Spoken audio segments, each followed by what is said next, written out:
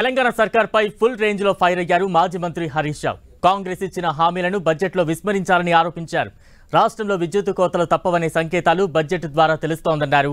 కాంగ్రెస్ సర్కార్ అన్ని హామీలను నిలబెట్టుకోవాలని డిమాండ్ చేశారు.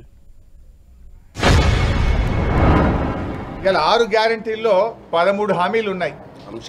13 అంశాలు ఉన్నాయి. ఇవాళ మీరు మహాలక్ష్మి ఇందులో చేసింది ఒక్కటే ఉచిత బస్సు, కానీ ఒక హామీ అమలైందంటారు. అందులో ఏబిసి అంశాలు పెట్టారు మీరు.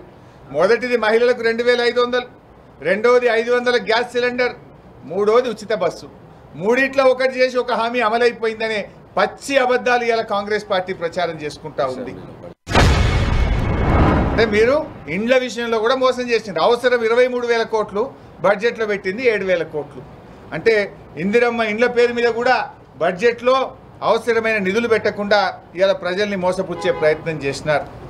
నిరుద్యోగ భృతి, కనీసం ఎక్కడన్నా నిరుద్యోగ భృతి గురించి ప్రస్తావన ఉందండి? 1,50,00,000 మంది మహిళలు ఉన్నారు. 18 ఏళ్ళు నిండిన వాళ్ళు 1,50,00,000 మంది ఉన్నారు. వారందరికీ 2,500 చొప్పున ఇవ్వాలంటే 45,000 కోట్ల రూపాయలు రావాలి. ఏది మహాలక్ష్మికి బడ్జెట్లో ప్రొవిజన్? మహాలక్ష్మికి మీరు పెట్టిన ప్రొవిజన్ ఏది? మీరు అన్నిటికి కలిపి 52,000 కోట్లు పెట్టిండ్రు. ఒక రైతు రుణమాఫీకే 40,000 కోట్లు కావాలి. ఇలా ఎవరిని ఏ రకంగా మీరు ప్రజలకు న్యాయం చేస్తారో ఇవాళ సమాధానం చెప్పాల్సిన అవసరం. కార్డుదారులకు 200 యూనిట్లు ఉచితంగా ఇస్తే యూనిట్కు 4 రూపాయలు వేసుకుంటే కూడా 8,000 కోట్లు కావాలి కదా. 8,000 కోట్లు అవసరం ఉంటే మీరు బడ్జెట్లో పెట్టింది ఎంత? 2,400 కోట్లు. అంటే దీన్ని బట్టి కోతలు పెడతారు మీరు. ఉచిత కరెంటు ఏదో వంకలు పెట్టి కోతలు పెట్టి చారణ మందికే ఇచ్చే ఆలోచనలో ఉన్నారు. ఓపెన్ మార్కెట్ బారోయింగ్స్ కింద 40,000 కోట్ల రూపాయల అప్పులు మేము గతంలో పోయిన ఆర్థిక సంవత్సరంలో మేము తెస్తే ఈ సంవత్సరం బడ్జెట్లో వీళ్ళు 59,625 కోట్లు పెట్టారు.